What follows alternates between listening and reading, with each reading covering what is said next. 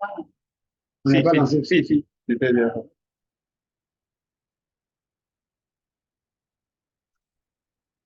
C'est D de petit oméga.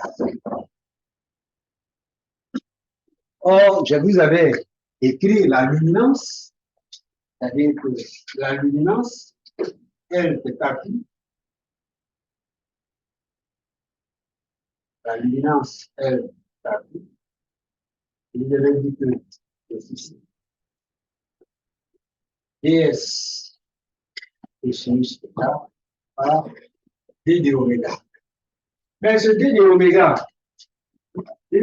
qu'est-ce qu'on avait dit? C'est égal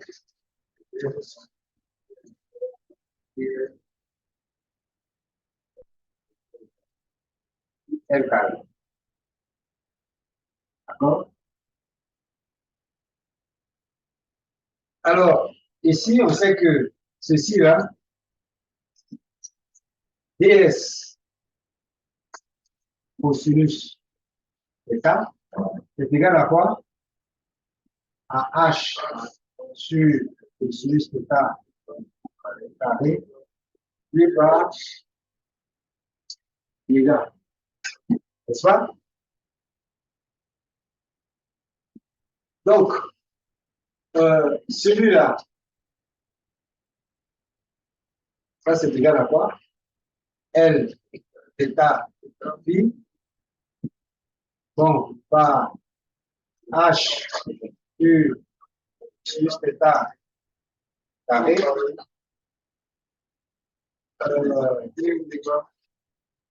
je vais remplacer ça par D de oméga. D de oméga. Oh, D de oméga, c'est égal à quoi? D sur R carré.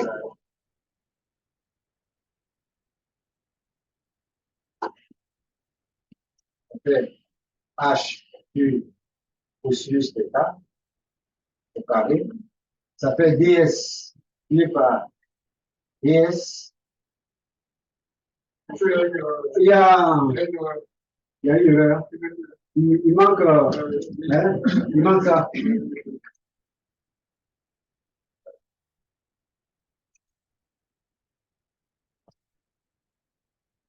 Bon, ça veut dire aussi.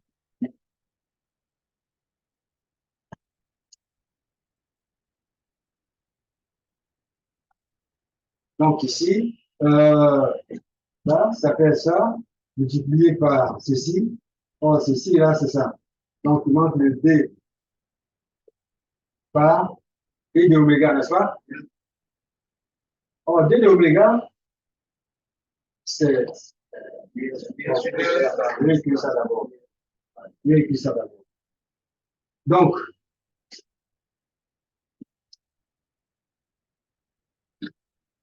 bon, ici, donc, je multiplie par l'oméga, et puis, c'est ds sur r carré. ds, or r carré, c'est ça. Donc, ça fait h, u, plus, θ. Donc, les deux là, c'est simplifié. Donc, ici, ça fait L, θ, phi, D2 par ds. C'est bien ça. Non? Alors, cette puissance émise, ceci là, ça dépend de quoi ça? Ça, c'est lié à quoi? Le D de petit oméga. C'est lié à quoi? Oui? C'est l'angle solide, mais il est lié à l'instrument des mesures au satellite. C'est l'angle d'ouverture. Oui, du capteur. C'est ça. L'angle solide du capteur, n'est-ce pas? Parce qu'on l'a décrit comme ça. Hein. Voici le satellite qui est ici. Le satellite qui est ici. Avec un capteur qui regarde la surface apparente. Ça a un angle solide D de oméga. Donc ça, ceci là, c'est lié à l'instrument de mesure. Donc c'est égal à ça. On va continuer. Alors, quand il y a des prises de vue, bon, je vous laisse noter un peu. En fait, oui, Excusez-nous, comme on ne voit pas au tableau, oui, est-ce qu'on peut nous faire des photos pour peut-être oui, voir la oui, qualité détaillée et d'accord, démontrer? ok. Ouais. Attends, comment on fait ça? Peut-être même l'envoyer dans WhatsApp, il prend une photo directement et nous envoie dans WhatsApp. Oui, bon, il y a quelqu'un qui va se charger de ça. Hein? C'est bien, oui. J'ai la chance maintenant d'avoir WhatsApp. Ouais.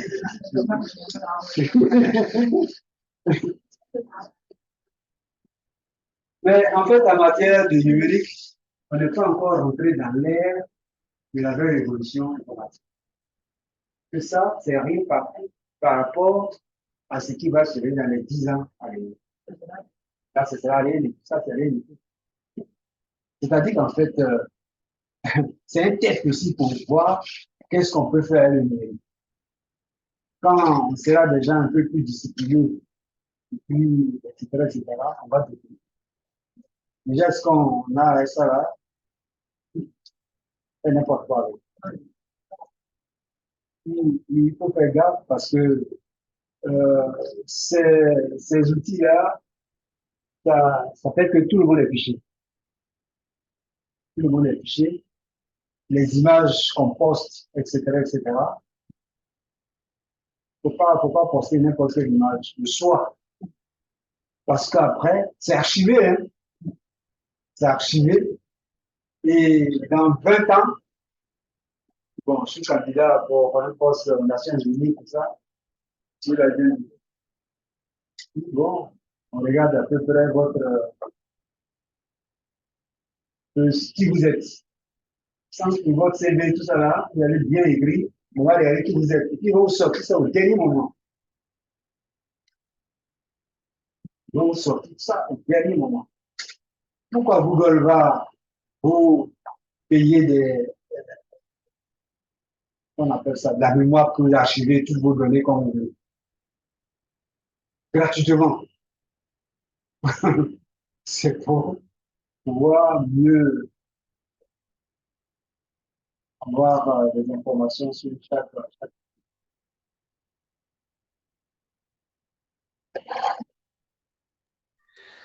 Alors, Excusez-moi, oui, j'ai une préoccupation. oui, Est-ce que ce support du cours là, il a été diffusé? non, il est interne. On n'a pas Voilà. été diffusé. En fait, cette partie-là, je ne faisais pas. Hein. Il y a des années, je fais, il y a des années, je ne fais pas. En fonction des étudiants, mais je pense que vous, Bon, nous sommes un peu perdus hein, parce que il n'y a même pas à vous suivre. Bon. Euh, oh, mais en fait, ce que vous avez dans les fichiers là que je vous présente ici, là, c'est les détails que je vous donne avec ça. Hein? On d'accord. peut vous, euh, si vous voulez, on peut échanger au téléphone ou sur WhatsApp, etc. On peut discuter sur ça. Appelez-moi. D'accord. Si vous n'avez pas compris, D'accord. envoyez-moi un D'accord, mail. monsieur. On va changer.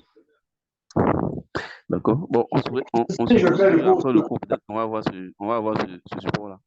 ouais, c'est au physicien que je fais ce cours-là. Sinon, quand il y a comme celui-là, un auditoire comme celui-là, en général, je préfère ne pas énerver les étudiants. Et puis, bon, comme ça, je zappe dessus. Mais bon, je pense que ça vaut le coup qu'on vous le donne. Hein? Alors, D'accord, monsieur. question que je vais vous poser. D'après vous, quelle est l'expression qui va traduire le pixel? Le pixel. Quelle est l'expression qui va traduire le pixel? Vous avez dans toutes les expressions que j'ai données, moi, que je vous ai données là, quelle est celle qui correspond au pixel? Qui est vue par le satellite. Question à 1000 francs. Vraiment bien.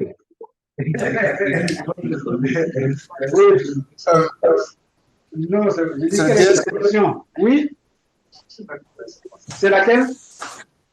Quelle est l'expression qui correspond à au pixel? C'est DS cosinus. DS Cosinus. Ah, Cossus, c'est tard. Cosmos c'est tard. Voilà, mais comme tu en deviens, quand tu auras... Voilà, c'est ça là qui correspond. C'est ceci là. Voilà, l'expression c'est ça. C'est l'unité hein, qui est vue par... Alors, imaginez-vous pour spot 1. Sur spot 1, il y a 6000 détecteurs. Ils vont bosser. 6000 détecteurs.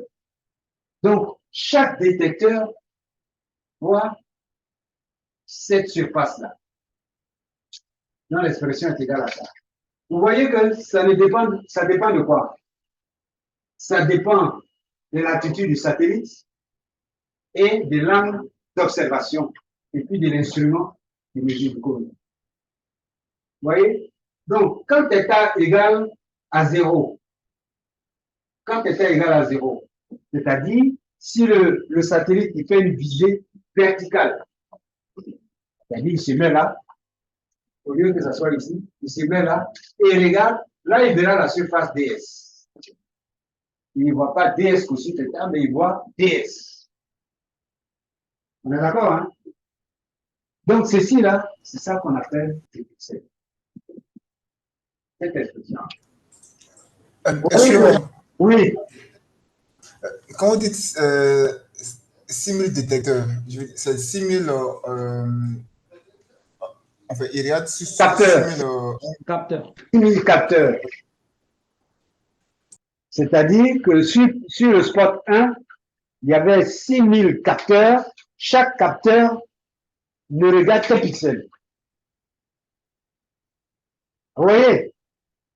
Chaque capteur, il y a 6000 capteurs qui sont sous forme de matrice. C'est-à-dire que si je prends cette image-là,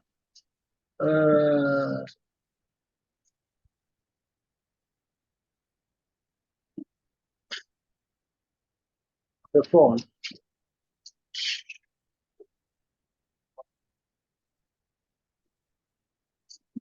Voilà, ceci là. Je prends ceci là, ce dernier là. Chaque capteur regarde un pixel. C'est-à-dire ici, ça fait combien, par exemple, combien de capteurs que je vais avoir?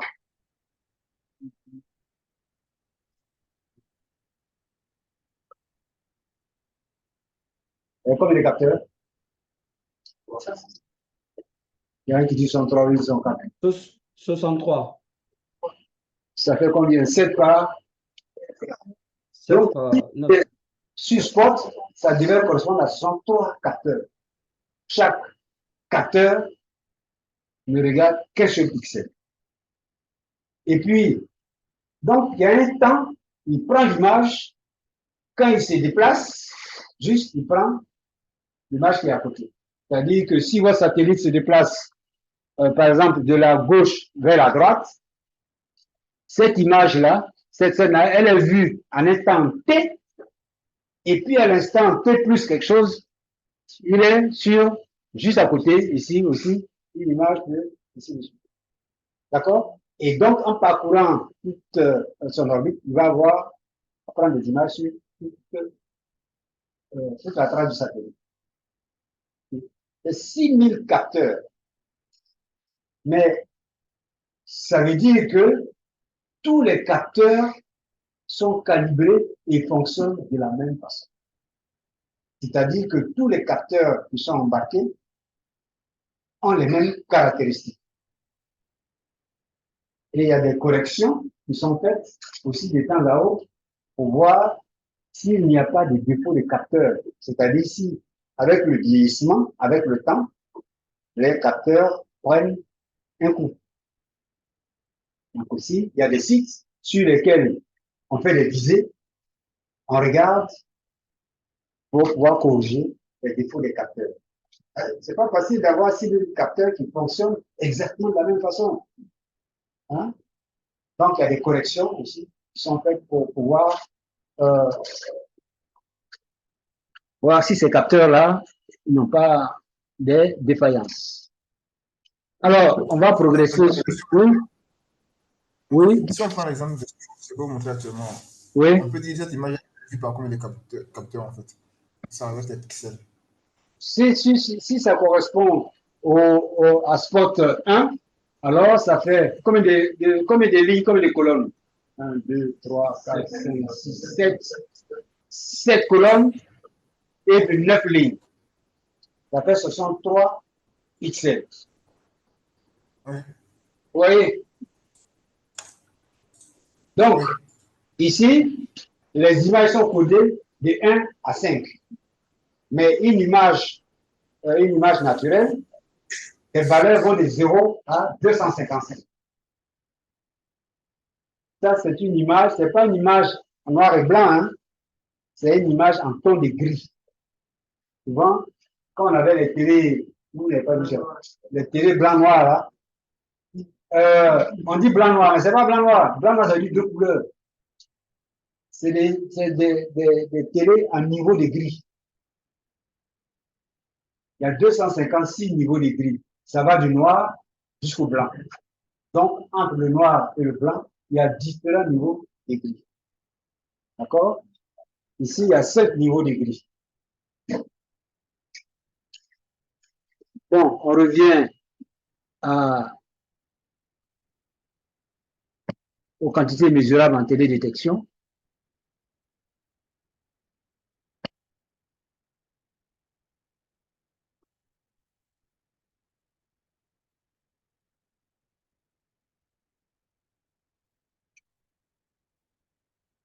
Alors, l'expression, voilà, tâche de pixel, c'est ds cosinus θ, c'est égal à h sur cosinus θ au carré par dw. Alors, d'après vous,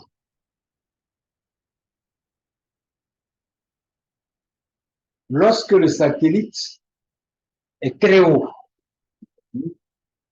par rapport au sol, qu'est-ce qu'on va avoir? Si vous prenez un satellite qui est à 36 000 km et puis un satellite qui est à 1000 km, vous voyez que la tâche d'analyse, si vous voulez voir les détails, il faut être plus bas. N'est-ce pas? C'est-à-dire, ça va dépendre de H. Ça va dépendre de H. Si vous voulez voir, avoir des petites, les drones là, on a des images qui ne sont pas à la même altitude que les satellites. Hein. Donc, si vous voulez avoir des images centimètres, les militaires, ils ont des satellites qui font descendre à des niveaux très bas pour pouvoir faire des prises de vue et puis après, on fait remonter. Donc, l'image néopléiade, là, c'est 3 cm de résolution. C'est 30 cm de résolution. Ouais, l'altitude, c'est 620 km par là. Alors que les autres sont à 900 km. Les satellites météorologiques ou les satellites de télécommunications, eux, sont sur les orbites géostationnaires, à 36 000 km. Bon, on verra ça plus tard. Alors, bon, on va passer sur. Alors, maintenant, cette expression-là, il y a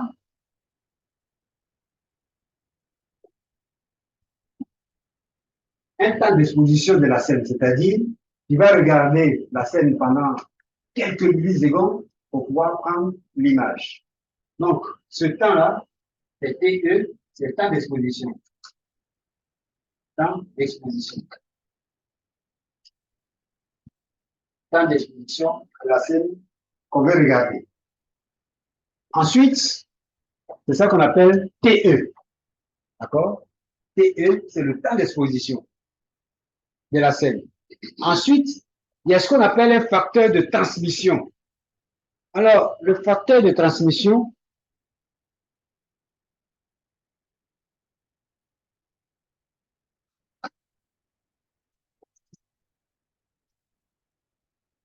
c'est le filtre en fait.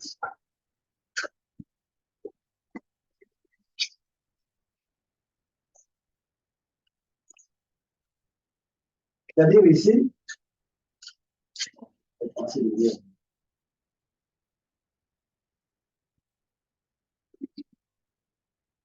Et ça, T. Dans T là. Ici, c'est lambda A. Et lambda B. Alors, le signal qui arrive sur le détecteur, on met un filtre. Par exemple, si c'est le violet, on met un filtre qui ne laisse passer que le violet. Par exemple, tout à l'heure, au début de cours, là, je vous ai dit, on prend la bande bleue, la bande rouge, la bande bleue, la bande verte et la bande rouge. Donc, pour filtrer, une bande de transmission ici, c'est-à-dire qu'ici, là, je ne laisse passer que les rayonnements de longueur d'onde compris entre lambda A et lambda B. C'est-à-dire entre 0,400 et 0,500 microns. Donc, je ne récupère l'énergie qui provient du rayonnement compris entre lambda A et lambda B. Tu comprends? Ça fait par exemple pour la bande bleue, je ne me rappelle plus la longueur d'onde, entre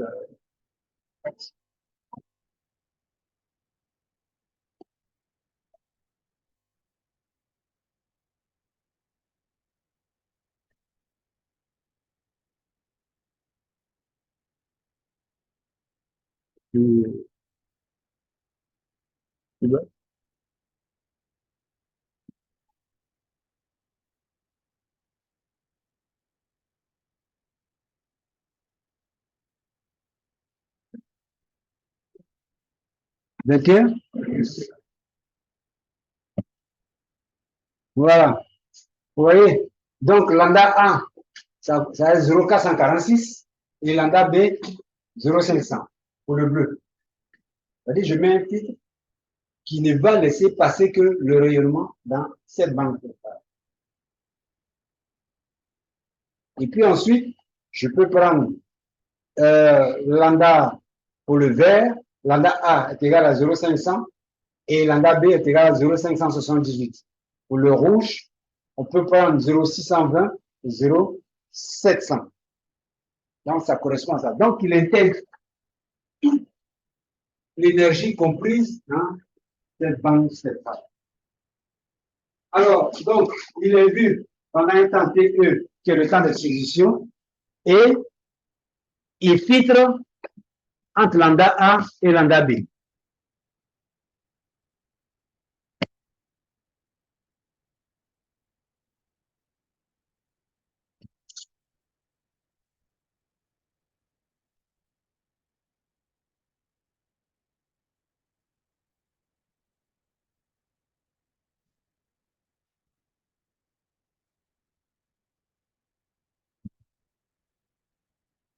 Voilà, il filtre entre lambda A et lambda B. Donc, dans cette expression qui est là, DE, c'est-à-dire l'énergie qu'on va récupérer sur le capteur, ce sera on va faire l'intégrale entre lambda A et lambda B, c'est-à-dire qu'on va récupérer toute l'énergie intégrée entre la bande, dans la bande spectrale, toute la bande spectrale, elle, c'est lié à quoi? Elle c'est lié à la cible. D'accord? C'est la luminance qui est émise par la cible, c'est-à-dire le tarot. Ensuite, D de petit oméga qui est là, c'est lié à l'angle solide du capteur. DS, c'est quoi? C'est la surface de la cible. OK? TE, le temps d'exposition. Et puis, T lambda, c'est cette expression-là, c'est-à-dire, c'est le facteur de transmission. C'est le facteur de transmission. Donc, alors, la dernière expression, l'énergie électromagnétique va être convertie en énergie électrique. L'énergie électromagnétique est une énergie électromagnétique qui arrive sur le capteur et c'est converti en énergie électrique. Parce que pour pouvoir coder entre 0 et 255, il faut convertir l'énergie électromagnétique en énergie électrique. Donc, V, et ça se fait avec un rendement R lambda, c'est-à-dire la conversion de l'énergie électromagnétique en énergie électrique se fait avec un rendement. On souhaite que le rendement soit idéal de 100%. Donc, quand même, il y a R lambda qui traduit le facteur, c'est le rendement pour la conversion de l'énergie électromagnétique en énergie électrique. Parce qu'à la fin, les valeurs sont codées entre 0 et 255. Est-ce que ça comprend? Donc, à la fin, c'est ça qu'on doit avoir. Maintenant, si on pose cette question-là, décrivez-moi tous les facteurs qui sont dans cette équation-là. Le L, qu'est-ce qu'il traduit? Le D, W, qu'est-ce que ça signifie? Le DS, qu'est-ce que ça veut dire? Bon, quelqu'un qui va s'exercer à ça. Le V, c'est l'énergie électrique. Hein? On récupère toute l'énergie électromagnétique qui arrive sur le capteur. Et maintenant, tout le reste. Pourquoi on met une intégrale d'ailleurs?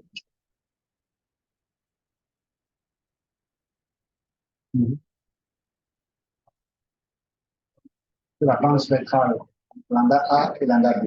D'accord? On va récupérer toute l'énergie, on intègre toute l'énergie comprise entre lambda A et lambda B.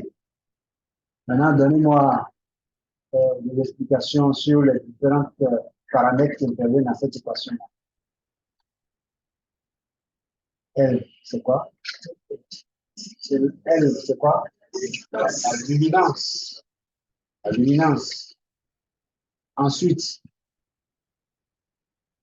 D, DW, c'est D de ce que j'ai appelé D petit oméga ici.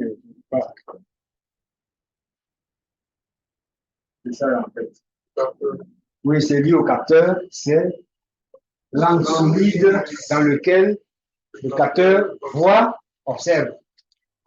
DS, c'est la surface de la cible. Petit TE, c'est le temps d'exposition, c'est le temps pendant lequel il va regarder le pixel. T lambda, grand T lambda, facteur de transmission. C'est-à-dire, c'est l'énergie qui va être intégrée, ce qu'elle est intégrée à 100%.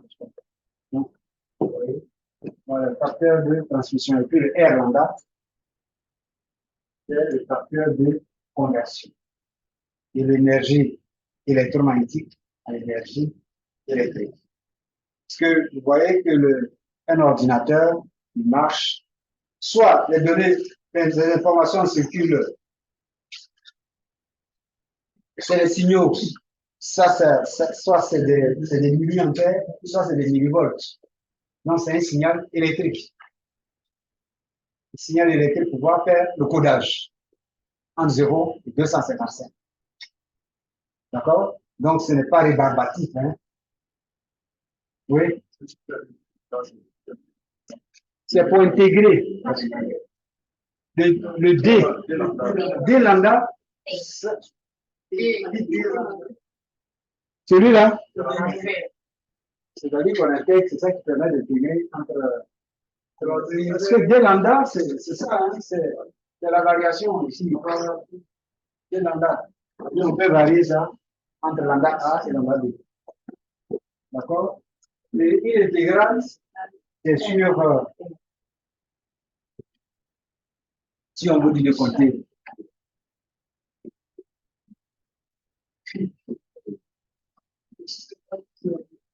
Bon, donc voici la partie qui est.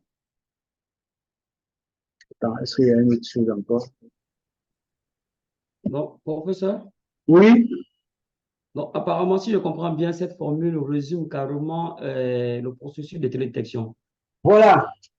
Parce que ça explique non seulement l'observation, parce que quand on parle de la luminance, Oui. à partir des sources d'énergie, le Oui. DW, le DS, le TE, par rapport au temps d'observation, la transmission, je pense Oui. que c'est tout le phénomène de télédétection qui se retrouve dans cette formule. Bien sûr.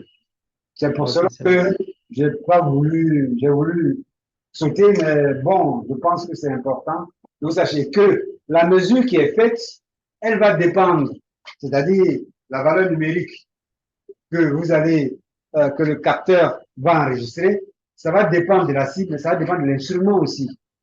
Oui. Parce qu'il y a des coefficients qui sont là-dedans, qui sont liés à l'instrument. Mhm. C'est lié à la cible, mais c'est lié aussi à l'instrument. Il faut faire la part des choses.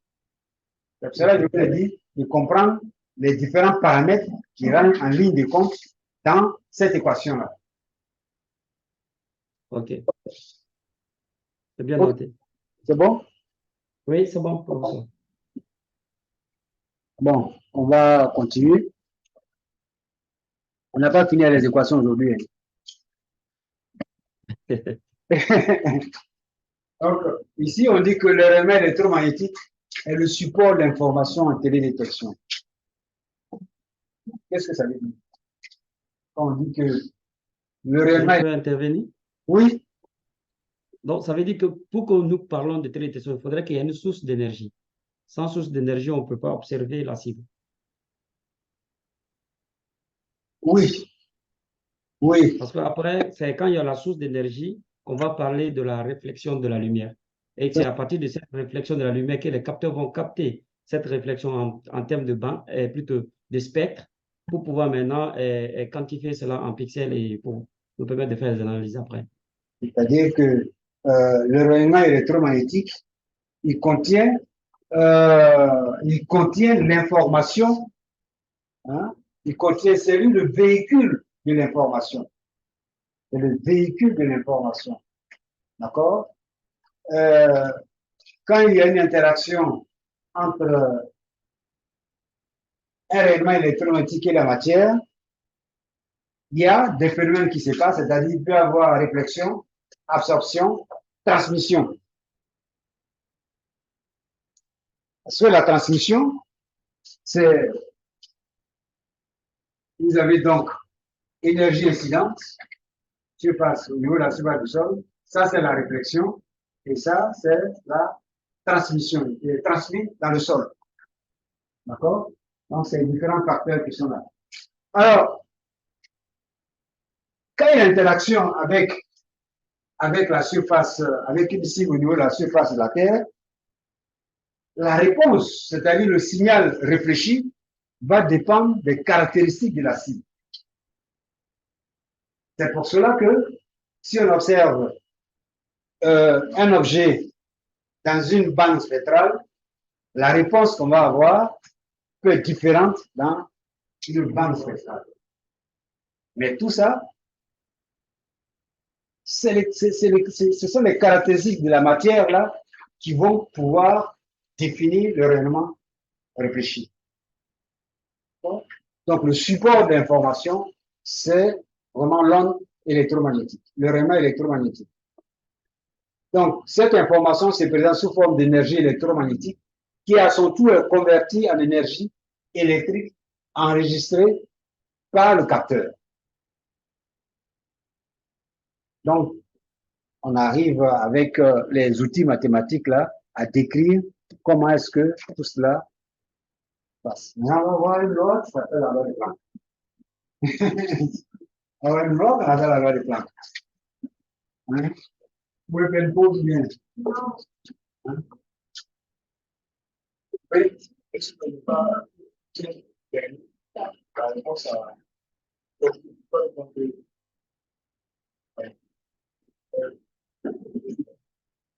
c'est lui qui contient l'information.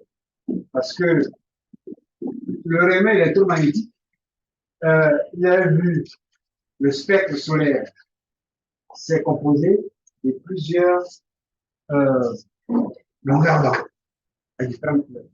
Il interagit avec la matière et le rayonnement réfléchi contient une information sur la cible sur laquelle il y a eu l'interaction. C'est-à-dire, on peut savoir si l'objet réfléchit le rayonnement, s'il absorbe le rayonnement totalement ou pas. Donc, l'information qui part vers le satellite, elle est liée à la cible. Donc, c'est lui qui est le véhicule vraiment de l'information. Donc, sans rayonnement électromagnétique, on ne pourrait pas vraiment faire des détections. Les radars, eux, ils ont leur propre source de rayonnement. Là, leur propre source de rayonnement. OK.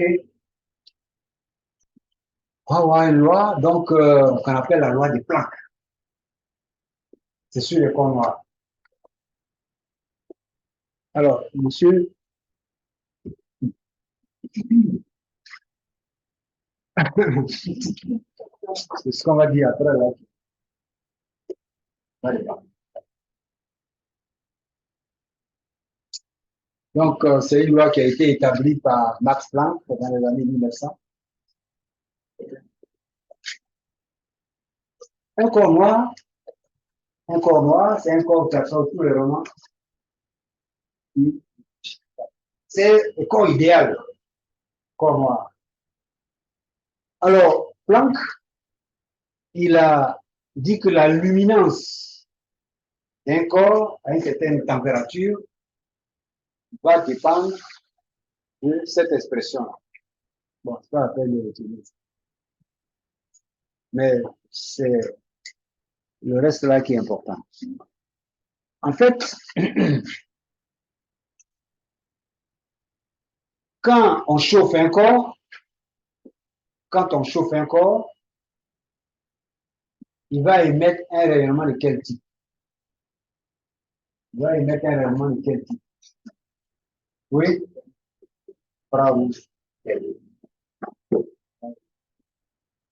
C'est-à-dire que ce corps qu'on chauffe, il va émettre un rayonnement. C'est-à-dire cette expression-là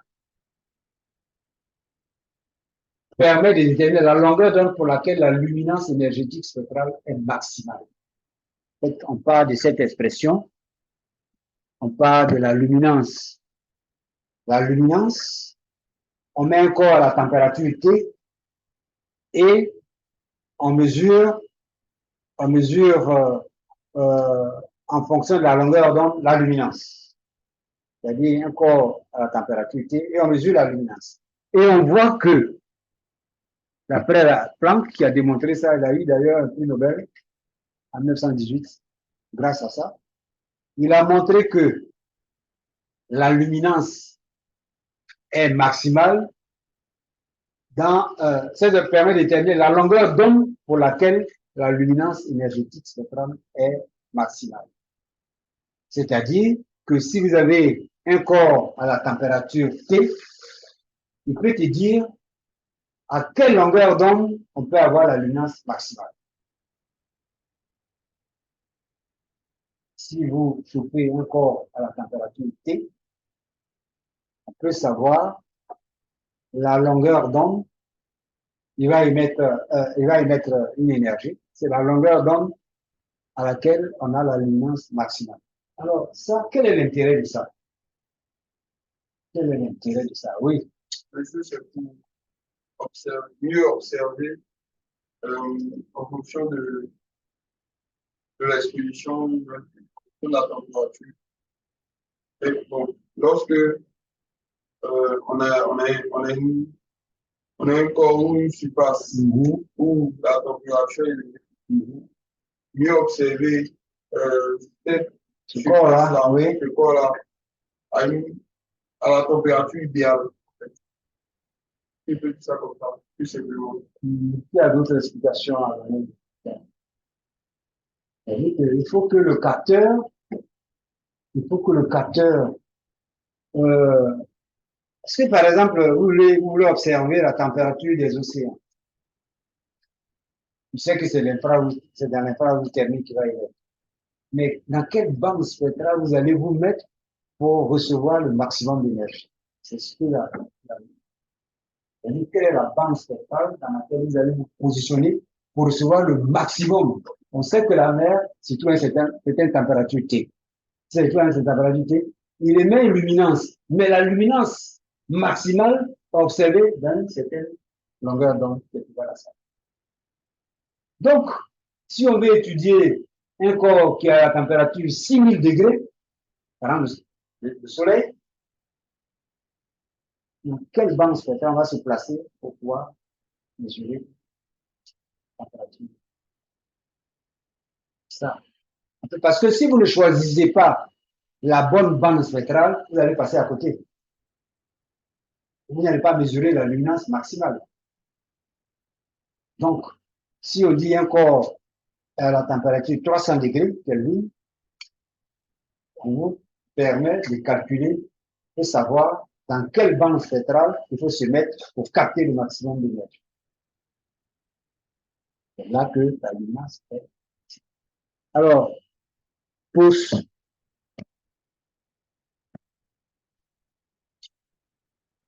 Voilà. Il y a,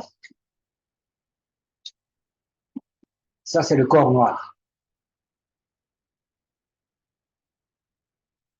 Vous voyez l'expression de la luminance, en fonction de la température. Donc, plus le corps est chaud, plus il faut pouvoir l'observer dans les petites longueurs d'onde. Si vous regardez cette expression-là, c'est inversement proportionnel à la température, le lambda max. Hein? C'est inversement proportionnel à la température. Donc ici, la Terre, elle est à quelle température? Bon, ici, le Soleil, il est à 6000 degrés K. Donc, pour observer les objets à la surface de la Terre, vous voyez les bandes spectrales dans lesquelles on peut se positionner. Par exemple, si vous voulez observer les objets à la surface de la Terre, dans le visible, ça c'est le rayonnement, ça. D'accord? Le Soleil, il est à 6000 degrés K. Voici le spectre. Et donc, le maximal se trouve à... Le maximal, ça c'est dans le visible. On est dans le vert à peu près, entre le vert et le bleu. Et puis, bon, on va prendre le corps. Voilà. Donc, vous voyez, les lambda max, lorsqu'on est dans le visible et lorsqu'on est dans l'infrarouge. Bon, ici, ça ne veut pas bien être. La Terre est à peu près à 300 degrés Kelvin. La température de la Terre, à peu près à 300 degrés Kelvin. Donc, pour pouvoir observer la température des corps à la surface de la Terre, quelle est la bande spectrale dans laquelle on doit se mettre? La Terre, Professeur, oui. dans le spectre visible. Non, dans l'infrarouge. Ok.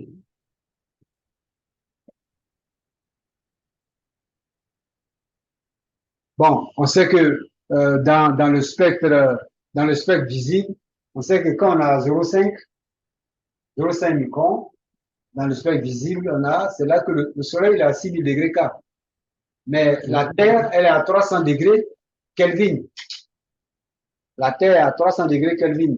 Donc, ce qu'on peut mesurer, parce que là, on rentre dans l'infrarouge, hein, à partir de 2 ou 5 microns, on rentre dans l'infrarouge thermique. Donc, si vous voulez mesurer la température des corps, dans l'infrarouge, c'est entre, c'est ici. Ici, c'est 273, donc 300 se trouve entre 400 et 273. Donc, vous voyez que il faut vous placer 5 et 10. C'est-à-dire, si vous placez une bande spectrale là, vous allez pouvoir mesurer les températures des corps au niveau de la surface de la Terre.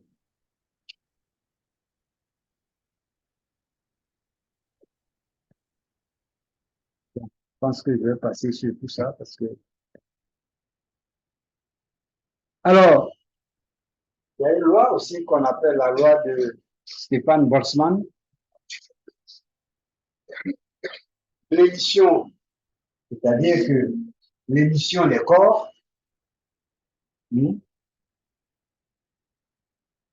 c'est-à-dire l'énergie qui va être captée dans l'infrarouge,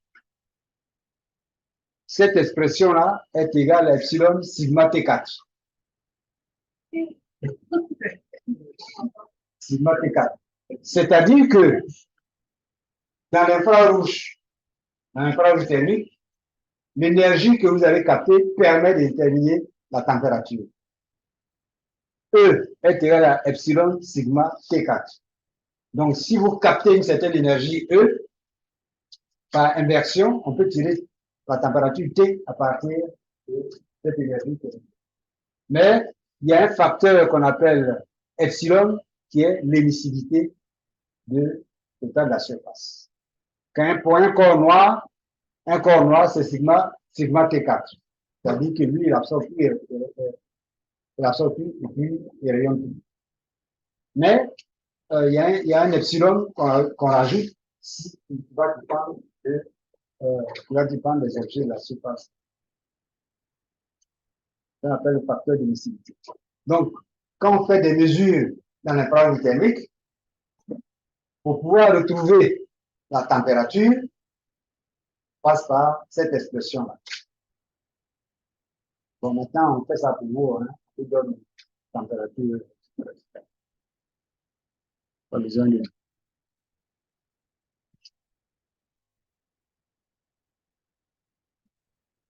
Bon, je pense que cette partie du cours là. Bon, ici, ce que je voudrais vous dire, c'est que, vous voyez le spectre du Soleil et le spectre de la Terre. Le spectre du Soleil, c'est ça qui est en bleu, et puis pour la Terre. Donc, vous avez le maximum d'émission de la Terre se trouve autour de 10 microns. Autour de 10 microns. C'est-à-dire que, vous voyez, dans cette formule-là, si vous prenez, dans cette formule-là, on dit que la Terre est à peu près à 300 degrés Kelvin, 290. 290, ça fait comme degrés Celsius. Et plus 73 plus, ça fait combien? 17.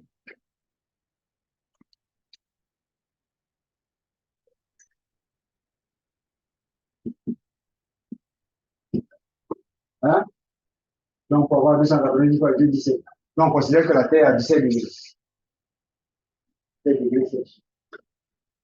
300 degrés Kelvin. Donc, on s'est dit que pour mesurer la surface terrestre avec une température d'environ 290 degrés Kelvin rayonne principalement dans l'infrarouge entre 3 et 50 microns, avec un maximum qui est autour de 10 microns. Vous voyez, non? Dans cette expression-là.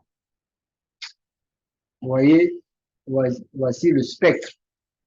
C'est-à-dire que quand vous regardez le corps, la surface, la Terre, elle est à peu près à 17 degrés. Mais le maximum d'émission, ce sera autour de 10 microns. Donc, vous voyez que tous les instruments pour mesurer les températures à la surface de la Terre vont être autour de 10 microns. Vous voyez, si vous placez à 45 microns, bien 50 microns, vous n'avez pas grand-chose. Donc, la loi des Planck, elle est très précieuse. Ça permet de savoir la longueur d'onde maximum qu'il faut utiliser lorsque on veut avoir accès à la luminance maximale. cette partie du cours est terminée.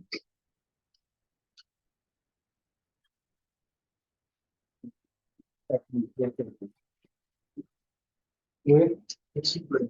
Donc, oui. Ah oui, bien sûr. Bon, l'évaluation, il y a deux choses que je fais.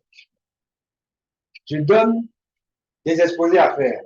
C'est-à-dire, par exemple, la première partie sur les bases physiques. Vous vous mettez à 3 ou à 4, vous l'exposez, vous venez exposer ce que vous avez compris des équations, par exemple. On va faire le cours sur on va faire le cours sur les différents satellites. Bon, il y a un groupe qui va prendre ça et puis qui va venir exposer. C'est pour aller plus loin dans la compréhension du cours. Donc, il y a, si vous êtes sérieux, je me contente que de ça. Mais je peux aussi donner un devoir de maison que vous rendez un mois après.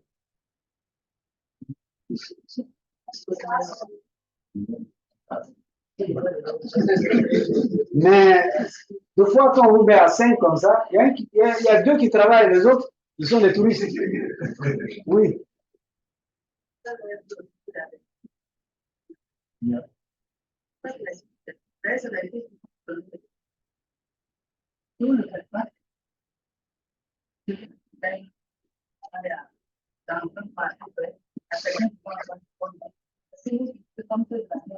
Ah non, ceux-là, c'est la génération.